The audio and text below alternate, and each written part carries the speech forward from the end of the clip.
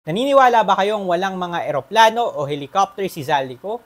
Kung hindi, pues talagang kailangan nating i-fact check yung abogado niya. Hinire kasi ng dating congressman si Ruy Rondain, isang veteranong lawyer para kanyang maging legal counsel.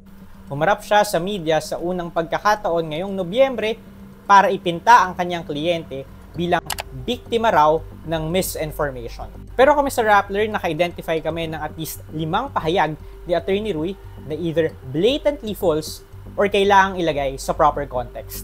Here they are. Number 1, iyon ngang kesyo walang air assets si Zaldico. I understand that any aircraft related to him is owned by Mississippi Aviation. Na-separate si Mr. Ko sa Mississippi. Ang totoo, may kita natin sa mga dokumento ng Mississippi Aviation kung saan nakalagay si Zaldico na may ikalawang pinakamalaking hawak na shares sa kumpanya. Sino ang highest? Ang kumpanyang may pangalang Mississippi Land. Sino naman ang may-ari ng Mississippi Land? E di si Zaldi, yung asawa niyang si Maylene, at mga anak nilang sina Ellis at Eliza. Si Ellis din pala ang presidente ng Mississippi Aviation. Tinetechnical tayo, pero yung mga kumpanya ng Mississippi may tatak ng pamilya ni Zaldi.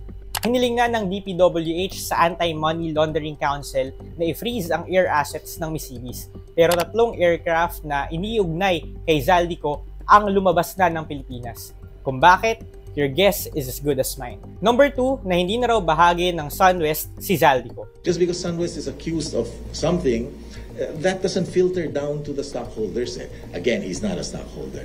Well, wala nga si Zaldico sa mga dokumento ng SunWest Construction. Yung kumpanyang pumalo sa bilyon-bilyong piso ang mga napanalunang DPWH contracts since 2016. Nag-divest kasi sa kumpanya si Zaldi noong nanalo siyang congressman noong 2019. Pero di naman tayo pinanganak kahapon. Quoting Ms. Karen Davila, divestment means nothing. Well, at least in this particular case, because look at the paper trail. Wala nga siya sa SunWest Construction, pero shareholder naman siya ng sister companies gaya ng Eco Realty Ventures, Eco Leisure, at Eco Utility. Yung mga kumpanya sa ilalim yan, madalas ang financial transactions with SunWest. Sabi ng mga ekspertong nakausap namin, Zaldico remains a beneficial owner of SunWest Construction by virtue of his ties to its sister companies. Number 3, yung issue tungkol sa salin. Tinanong kasi namin kung willing ba si Zaldico na isapubliko ang kanyang mga salin. Ito ang sagot ni attorney. No need. Ombudsman Remulla has reversed the Martires lock on salins. Anyone can get his salins from the Ombudsman. That's just false. Hindi hawak ng Ombudsman ang salin ng mga kongresista. Tanging presidente lang, vice-presidente, LGU officials, at mga opisyales ng constitutional commissions. We would like to refer the good lawyer to a Civil Service Commission resolution in 2015 na nagsasabing House Secretary General ang custodian ng salin ng mga kongresista. But given that Ko has already resigned from Congress, it would be quite difficult to get a copy of his salin from the House. Kung walang tinatago si Zaldico, ilabas niya ang kanyang salin, unredacted. Yan ang first step to transparency. Number 4, na kesyo hindi raw tumatakas sa accountability si Zaldico. When did this blow up? After the SONA. He flew out as early as February, I think. Hep, totoo namang lumabas ng bansa si Zaldico earlier this year.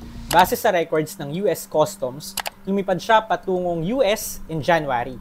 Pero iyon ay matapos siyang matanggal bilang appropriations chair. Noong mga panahong yun, mainit na ang usapin tungkol sa alleged irregularities sa 2025 budget. Pero important to take note, bumalik ng Pilipinas si Zaldico. Nangampanya pa siya para sa Ako Bicol noong eleksyon at bumoto pa siya noong Mayo. Sabi ng sources namin, nandito pa siya sa Pilipinas by mid-July at nag-request lang siya ng travel clearance from the House after the President's SONA. So honestly, it's quite irrelevant to say na yung pagpunta niya abroad sa mga paunang buwan ng taon ay patunay na wala siyang tinatakasan. And number 5, na kesyo wala raw kasalukuyang complaint laban kay Zaldico. I have not seen any complaint. No? Kasi a criminal investigation has to be initiated by a complaint. Meron naman kayo nakitang complaint? Anyone? When I say complaint, I mean something that has been sworn to under oath.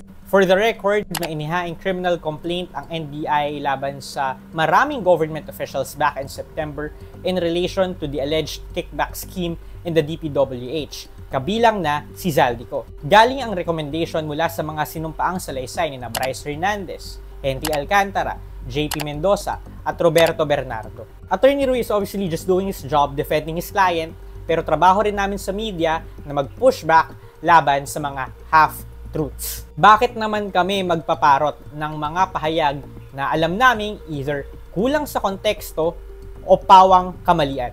I'm Dwight De Leon, and for more stories like this, visit the Rappler website or download the Rappler app.